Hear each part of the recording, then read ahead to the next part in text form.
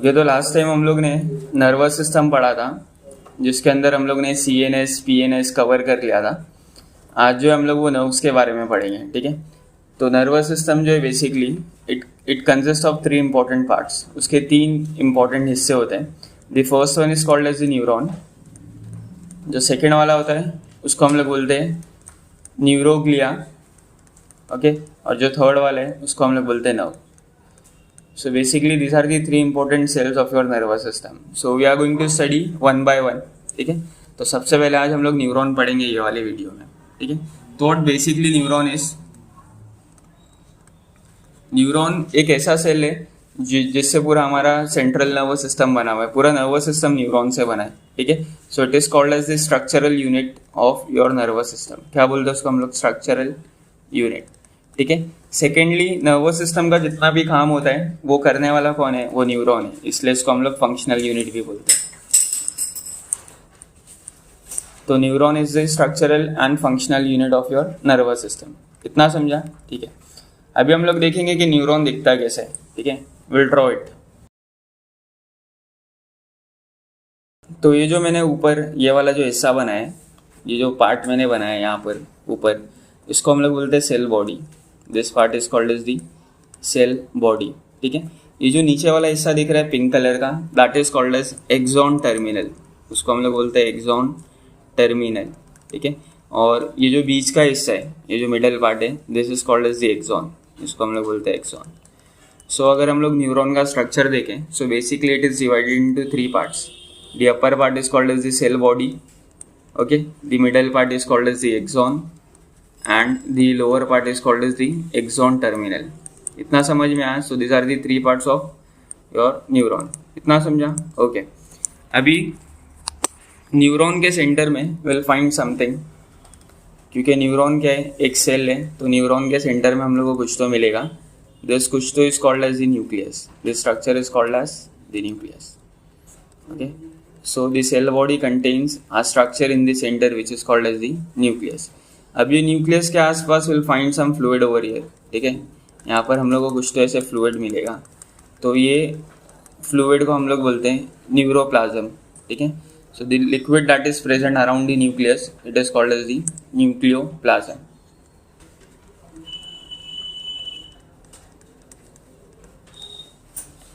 So that liquid is called as what? Nucleoplasm,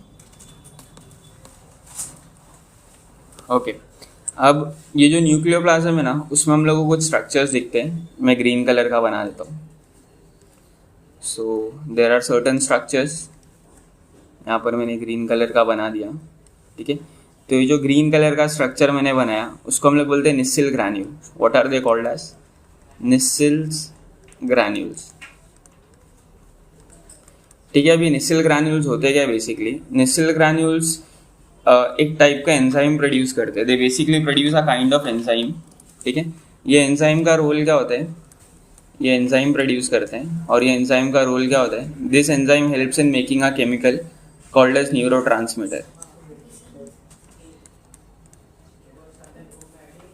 अब यहाँ पर we can see there is a structure over here. यहाँ पर एक स्ट्रक्चर है ऐसे, ये देख रहे हो, पूरा ब्रांच लाइक स्ट्रक्चर। पूरा स्ट्रक्चर है जो मैंने सर्कल किया है, उसको हम लोग बोलते हैं डेंड्रॉन्स। इतना समझा? सो जो सेल बॉडी में से जो रूट लाइक स्ट्रक्चर बाहर आ रहे हैं, those are called as dendrons. और ये जो टिप लाइक स्ट्रक्चर है डेंड्रॉन के अंदर, उनका जो टिप है उसको हम लोग बोलते हैं डेंड्राइट्स। उसको हम लोग क्या बोलते हैं? डेंड्राइट्स। इतना समझ में आया? इतना क्लियर है? ठीक है। सो सेल बॉडी में क्या है, क्या क्या है बेसिकली? सबसे पहले बीच में न्यूक्लियस है, न्यूक्लियस के आसपास एक फ्लूइड है जिसको हम लोग बोलते हैं न्यूक्लियोप्लाज्म, ओके। देन न्यूक्लियोप्लाज्म में एक ग्रैन्यूल लाइक स्ट्रक्चर है which is called as Nissl granules, जो एंजाइम बनाता है, जो अल्टीमेटली न्यूरोट्रांसमीटर बनाने के काम में आता है। सेल बॉडी से अटैच्ड कुछ तो स्ट्रक्चर्स है जिसको हम लोग बोलते हैं रूट लाइक स्ट्रक्चर, जिसको हम लोग डेंड्रॉन बोलते हैं, और डेंड्रॉन की टिप्स को हम लोग क्या बोलते हैं? डेंड्राइट्स बोलते हैं। इतना समझ में आया? ठीक है। अभी we can see there is a structure, there is an attachment between the axon in the cell body. यहाँ पर ये स्ट्रक्चर देख सकते हो, दिस स्ट्रक्चर, यहाँ पर ये जो पिंक वाला स्ट्रक्चर है, this is called as the neurofibril. ये स्ट्रक्चर को हम लोग क्या बोलते हैं? न्यूरोफिब्रिल।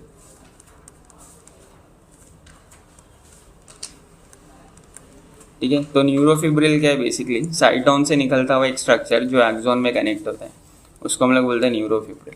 ओके, इतना समझ में आया। So that was all about cell body. Now will see axon. Axon देखो, एक्सॉन ऐसा स्ट्रक्चर है जिसके अंदर कोई भी ब्रांच नहीं है, so it is unbranched. Axon को हम लोग क्या बोलते हैं, अनब्रांच्ड। ठीक है। अभी ये जो एक्सॉन है ना, उसके ऊपर एक शीट होती है, ठीक है। एक्सॉन के ऊपर there is a covering, there is a coating, एक शीट होती है यहाँ पर ऐसे, ठीक है। ये जो शीट है उसको हम लोग बोलते हैं माइलिन शीट। क्या बोलते हैं उसको हम लोग, माइलिन शीट। ओके। अब कहीं कहीं पर देखो माइलिन शीट नहीं है, वहाँ पर ना गैप है। तो जहाँ जहाँ पर माइलिन शीट नहीं है, जहाँ पर गैप है, उसको हम लोग बोलते हैं नोड ऑफ रैनवीर। उसको हम लोग क्या बोलते हैं, नोड ऑफ रैनवीर। इतना समझा। अब ये माइलिन शीट जो होता है ना, उसके ऊपर एक स्ट्रक्चर होता है। यहाँ पर मैंने वो स्ट्रक्चर बना दिया। माइलिन शीट के ऊपर क्या होता है, there is a structure, the structure is called as Schwann cell. उसको हम लोग बोलते हैं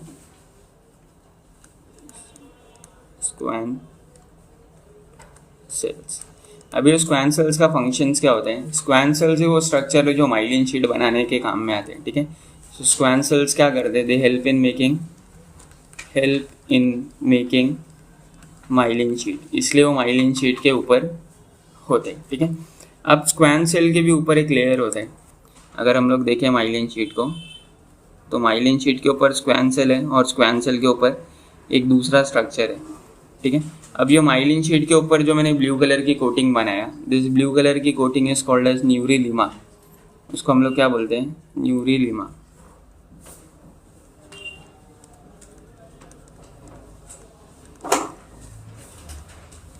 तो neurilemma is the layer which is present about the Schwann cell. Okay, so this was all about the axon. तो ये पूरा एक्सॉन के बारे में था। इतना समझ में आया। तो एक्सॉन में बेसिकली क्या होता है, एक लॉन्ग फाइबर होता है येलो कलर का जो मैंने बताया, उसके ऊपर क्या होता है, एक शीट होती है जिसको हम लोग माइलिन शीट बोलते हैं। माइलिन शीट के ऊपर क्या होता है, एक सेल होता है जिसको हम लोग स्क्वैन सेल बोलते हैं। और स्क्वैन सेल का काम क्या होता है, it helps in making myelin sheath. इतना समझा।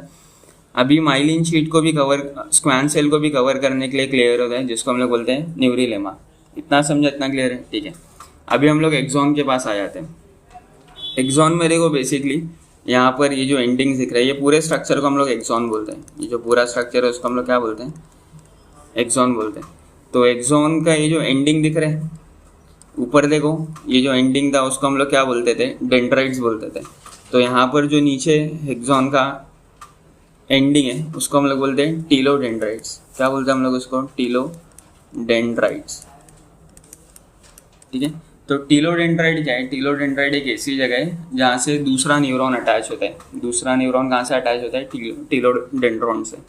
सपोज एक दूसरा न्यूरॉन है जो ऐसे करके यहाँ पर अटैच हो गया, समझा। तो यहाँ से पहला न्यूरॉन और दूसरा न्यूरॉन कनेक्ट होता है, तो उस जगह को हम लोग बोलते हैं synapse. This is called as synapse. इतना समझ में आया, ठीक है। अभी हमारा जो सिग्नल होता है, जो ब्रेन का सिग्नल होता है, वो ये डायरेक्शन में आते हैं, ऐसे ऊपर से नीचे की तरफ आते हैं, ठीक है। तो मैं ऐसा बोल सकता हूँ साइटोन इज द प्लेस जहाँ से सिग्नल प्रोड्यूस होता है, और मैं ऐसा बोल सकता हूँ कि टीलोडेंड्राइट इज द प्लेस जहाँ से जो सिग्नल है वो लीव होता है, ठीक है। सो सिग्नल लीव्स फ्रॉम द टीलोडेंड्राइट्स। इतना समझ में, इतना क्लियर है। सो that was all about the structure of neuron. Okay, if you have any doubt you all can ask me in the comment section. Thank you.